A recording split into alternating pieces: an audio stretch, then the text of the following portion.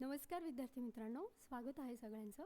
मित्रांनो, आज आपण मराठी प्रॅक्टिस सिरीज लेक्चर 1 मधले प्रश्न उत्तरं आणि सोबत विश्लेषण करणार आहोत. तर यामध्ये पहिला प्रश्न बघा, प्रश्न क्रमांक पहिला बघा. खालीलपैकी कोणती अभिजात भाषा आहे? काय विचारले? अभिजात भाषा विचारले. आता अभिजात भाषा म्हटलं की त्यामागे काहीतरी इतिहास असला पाहिजे किंवा सांस्कृतिक वारसा असला पाहिजे. त्या भाषेचे खूप पौराणिक असे ग्रंथ असले पाहिजे, है ना? तर बघा, इथे मराठी अभिजात भाषा म्हणजे 1500 ते 2000 वर्षाहून अधिक प्राचीन इतिहास. काय? अधिक प्राचीन इतिहास.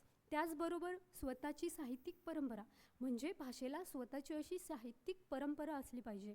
ओके. आणि त्यानंतर मौलिक वारसा असलेली भाषा होय. अभिजात भाषा म्हणजे 1500 ते 2000 वर्षाहून अधिक प्राचीन इतिहास, स्वतःची स्वतंत्र साहित्यिक परंपरा आणि मौलिक वारसा असलेली भाषा होय, म्हणजेच अभिजात भाषा. आता यामध्ये मित्रांनो, यामध्ये गुजराती, हिंदी, बंगाली आणि कोकणी दिले. तर यामध्ये बंगाली ही अभिजात भाषा आहे. ठीक आहे, बंगाली ही अभिजात भाषा आहे. तर पर्याय क्रमांक क आपलं बरोबर आहे. आता यामध्ये ही जी गुजराती, हिंदी आणि कोकणी या तिन्ही ज्या भाषा आहेत ना, त्या संविधानाच्या 8व्या अनुसूचीमध्ये, आपलं जे संविधान आहे त्यामध्ये 8वी अनुसूची आहे, त्यामध्ये या समाविष्ट आहेत. तर या ज्या 8व्या अनुसूचीमध्ये किती भाषा समाविष्ट आहे एकूण? तर 22 भाषा आहे. ओके. तर या 3 भाषांना, या 22 भाषांमध्ये स्थान आहे. ओके. चला पुढे बघा. प्रश्न क्रमांक दुसरा बघा. भाषेला अभिजात भाषेचा दर्जा देण्याचे इथे अधिकार असले पाहिजे. भाषेला अभिजात भाषा देण्याचे अधिकार भारताच्या कोणत्या मंत्रालयाला आहे? मंत्रालय विचारले. ओके. आता ऑप्शन बघा. सांस्कृतिक मंत्रालय, वित्तीय मंत्रालय, शिक्षा मंत्रालय की कृषी मंत्रालय. आता यामध्ये कृषी मंत्रालय तर येणार नाही आहे आणि वित्तीय आणि शिक्षा मंत्रालय यांनाही म्हणजे अधिकार नाही आहे. तर याचं योग्य उत्तर आहे सांस्कृतिक वारसा. आता यामध्ये बघा मित्रांनो, ही जी सांस्कृतिक मंत्रालय आहे म्हणजेच मिनिस्ट्री ऑफ कल्चर, याची जी स्थापना झालेली आहे ती झालेली आहे 1 जून 2006ला. कधी झालेली आहे? 1 जून 2006ला. जेव्हा 2004मध्ये अभिजात भाषा दर्जा देण्याचा म्हणजे विचार केला जात होता, तेव्हा 2 गोष्टी घडल्या मित्रांनो. 2004मध्ये काय झालं बघा. 2004मध्ये सांस्कृतिक मंत्रालयाच्या बाबत किती 2 महत्त्वाच्या घडामोडी घडल्या. त्या घडामोडी कोणत्या होत्या? तर पहिलं होतं, भारत सरकारने काय केलं, 12 ऑक्टोबर 2004 रोजी भाषा, अभिजात भाषा ही एक नवीन श्रेणी सुरू केली. म्हणजेच भाषेला अभिजात भाषा दर्जा देण्यासाठी ही नवीन श्रेणी सुरू केली. त्यानंतर काय झालं, नोव्हेंबर 2004मध्येच काय झालं, पुन्हा भाषा तज्ज्ञ समितीची स्थापना केली. ओके. भाषेला एखादी तज्ज्ञ समिती असायला पाहिजे, त्यासाठी याची स्थापना केली. ठीक आहे. पुढचं बघा. प्रश्न क्रमांक 3 आहे, भारत सरकारने किती भाषांना अभिजात भाषेचा दर्जा दिला? किती भाषा आहेत? ऑप्शनमध्ये बघा. 12, 14, 11 की 15? 12, 14, 11 की 15? तर याचं योग्य उत्तर आहे मित्रांनो पर्याय क्रमांक क. 11 भाषांना अभिजात भाषेचा दर्जा दिलेला आहे. तर त्या भाषा कोणत्या आहेत ते आपण बघूया. सर्वात पहिले मित्रांनो, तामिळ भाषेला अभिजात भाषेचा दर्जा दिला. तो दिला 2004मध्ये. आता जेव्हा सांस्कृतिक मंत्रालयाने 2004मध्ये अभिजात भाषा देण्याचा जेव्हा विचार केला होता, तर सगळ्यात पहिले तामिळ भाषेला अभिजात भाषेचा दर्जा दिलेला आहे, हे लक्षात ठेवा. ओके. आता त्यानंतर तामिळनंतर संस्कृतला दर्जा दिला. किती साली? 2005 साली. त्यानंतर कन्नड भाषेला दिला 2008मध्ये. त्यानंतर तेलुगूला दिला 2008मध्ये. म्हणजे कन्नड आणि तेलुगू या ज्या भाषा आहेत यांना 2008मध्ये दर्जा दिलेला आहे. त्यानंतर आहे 5 नंबरला मल्याळम भाषेला 2013मध्ये दर्जा दिला होता. त्यानंतर ओडियाला आहे. इथे ओडिसा नाही आहे, ओडिया ही भाषा आहे ओडिसा या राज्याची, हे लक्षात ठेवा. ओके. ओडियाला दिला 2014मध्ये. आता इथे बघा मित्रांनो, मराठी, पाली, प्राकृत, आसामी आणि बंगाली ह्या ज्या 5 भाषा आहे त्यांना आत्ताच म्हणजे 2024मध्ये अभिजात भाषेचा दर्जा देण्यात आलेला आहे. ओके, कोणत्या आहेत त्या? मराठी, पाली, प्राकृत, आसामी आणि बंगाली. तर किती भाषांना दर्जा दिला आहे? 11 भाषांना अभिजात भाषेचा दर्जा दिला आहे, हे लक्षात ठेवा. ठीक आहे. त्यानंतर प्रश्न क्रमांक 4 बघा, सर्वात पहिली अभिजात भाषा कोणती? सर्वात पहिली विचारली आहे. तर आपण आत्ताच बघितलं, जेव्हा सांस्कृतिक मंत्रालयाने 2004मध्ये दर्जा देण्याचं सुरू केलं होतं त्यावेळेस तामिळ भाषेला 2004मध्ये अभिजात भाषेचा दर्जा मिळाला. ओके, तर पर्याय क्रमांक अ आपलं बरोबर आहे. पुढचा प्रश्न बघा, प्रश्न क्रमांक 5. आता संस्कृत भाषेला अभिजात भाषेचा दर्जा कधी मिळाला हे पण आपण आत्ताच बघितलं. तामिळनंतर लगेच संस्कृत भाषेला अभिजात भाषेचा दर्जा मिळाला. तो केव्हा मिळाला? 2005मध्ये.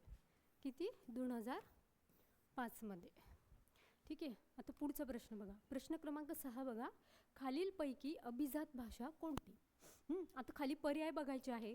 पर्यायामध्ये काय दिलेलं आहे?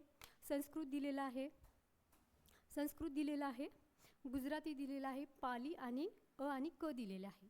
आता यामध्ये बघा, गुजराती ही जी भाषा आहे ना, याला अभिजात भाषेचा दर्जा नाही आहे. ओके, याला ना आपली जी 8वी अनुसूची आहे त्यामध्ये ज्या 22 भाषा आहे त्यामध्ये गुजराती भाषेचा समावेश होतो. तर संस्कृत आणि पालीला अभिजात भाषेचा दर्जा दिलेला आहे, हे आपण आत्ताच बघितलं.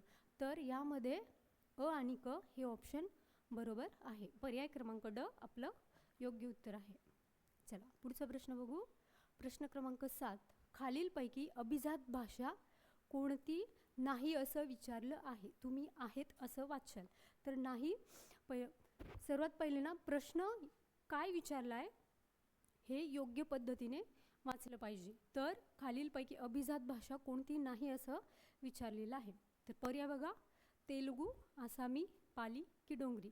तर आता आपण बघितलं, तेलुगू आहे, आसामी आहे, पाली आहे आणि डोंगरी नाही आहे. तर अभिजात भाषा कोणती नाही आहे? डोंगरी. डोंगरीचा समावेश आपल्या 8व्या अनुसूचित ज्या 22 भाषा आहेत त्यामध्ये समावेश होतो. आता ही जी डोंगरी भाषा आहे ना मित्रांनो, ही प्रामुख्याने जम्मू आणि काश्मीरमध्ये बोलली जाते. जम्मू आणि काश्मीरमध्ये.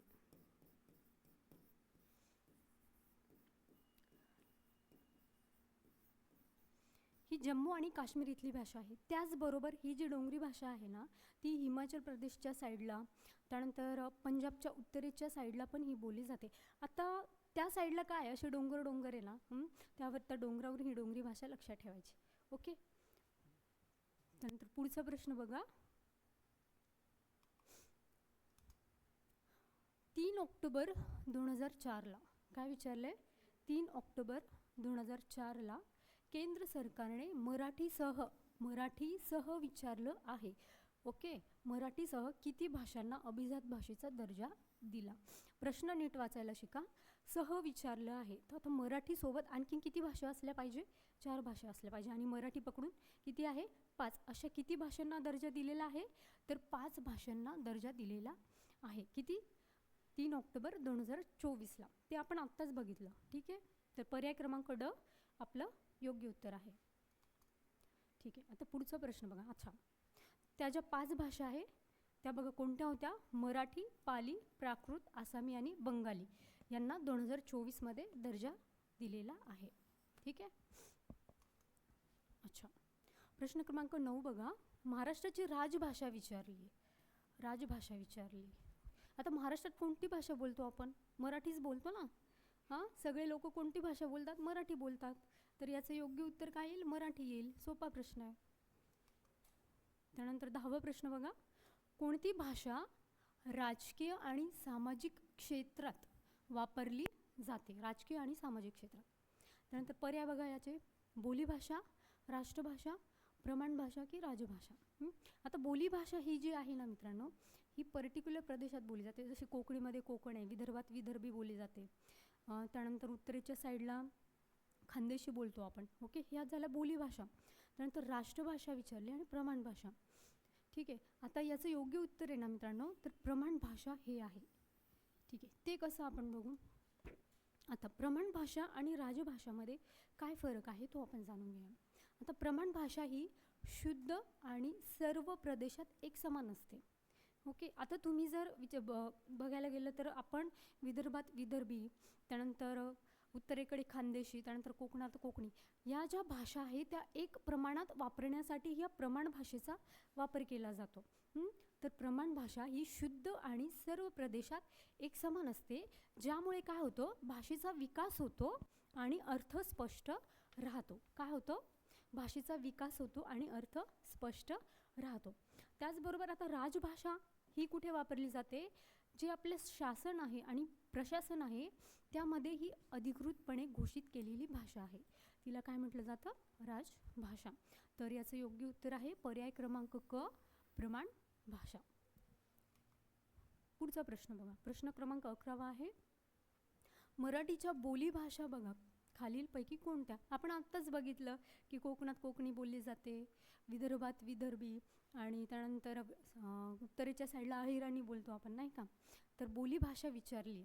आता यामध्ये पर्यायामध्ये बघा मित्रांनो, अहिराणी, कोकणी, गुजराती दिले. आता गुजराती ही मराठीची बोलीभाषा आहे का, नाही, हा पर्याय कट होतो. राहिलेलं काय आता, अहिराणी आणि कोकणी राहिलेलं आहे. तर आपलं उत्तर काय येतं, पर्याय क्रमांक ड, अ आणि ब. ओके, ठीक आहे. पुढचा प्रश्न बघा, प्रश्न क्रमांक 12, मराठी व्याकरणावरील पहिले पुस्तक विचारले 1805 मध्ये कोणी लिहिले असं विचारलं. मराठी व्याकरणावरील.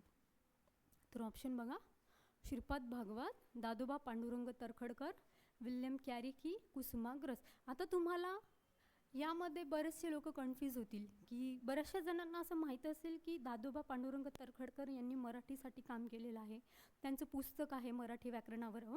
तर या ऑप्शनकडे जातील सगळे बहुतांश विद्यार्थी. तर याचं योग्य उत्तर आहे मित्रांनो विल्यम कॅरी.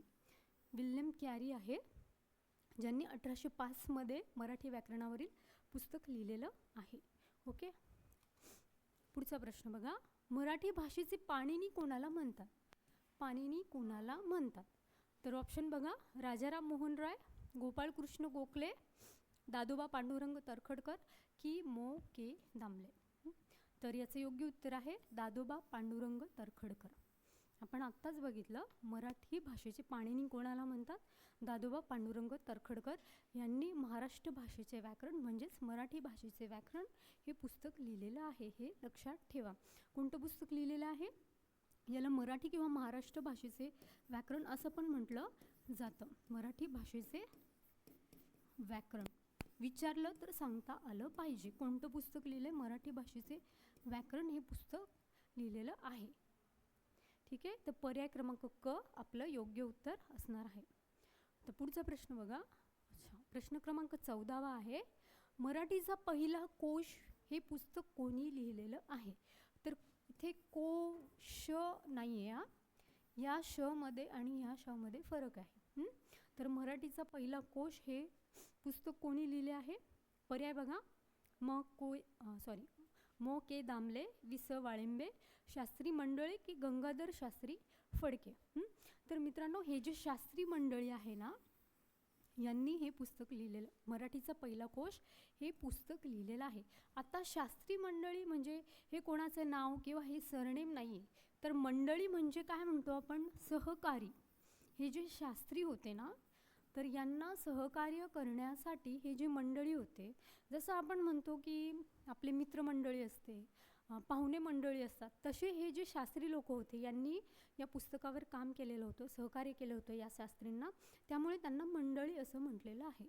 ओके, तर मराठीचा पहिला कोश हे पुस्तक कोणी लिहिलं, शास्त्री मंडळी यांनी लिहिलेलं आहे. तर पर्याय क्रमांक क आपलं बरोबर आहे. पुढचा प्रश्न, प्रश्न क्रमांक 15, मराठी व्याकरणाचे गांभीर्य विचारलं आहे. प्रश्न नीट बघा, मराठी व्याकरणाचे गांभीर्य कोणत्या पुस्तकाला मांडले जाते. आता पर्याय बघा, महाराष्ट्र भाषेचे व्याकरण, अष्टाध्यायी, पाणिनी की मृत्युंजय. गांभीर्य म्हटलं की यामध्ये बघायचं मित्र, आता मराठी व्याकरण असं दिलंय, इथे पण व्याकरण असं दिलेलं आहे. तर पर्याय क्रमांक 1 आपलं बरोबर आहे. पर्याय क्रमांक अ, महाराष्ट्र भाषेचे व्याकरण हे मराठी व्याकरणाचे गांभीर्य म्हणजे हे जे पुस्तक आहे ना मित्रांनो, हे जे मो के दामले यांचं आहे. त्यांनी यामध्ये जी मराठीची भाषा आहे त्यांना असं म्हणजे गंभीर आणि प्रमाणित असं रचलेलं आहे. गंभीर स्वरूपात आणि प्रमाणित असं या पुस्तकात केलेलं आहे. त्यामुळे मराठी भाषेचे गांभीर्य असं म्हटलं जातं. ओके, तर 15चं उत्तर आहे पर्याय क्रमांक अ. ठीक आहे मित्रांनो, थांबू इथेच. Thank you so much.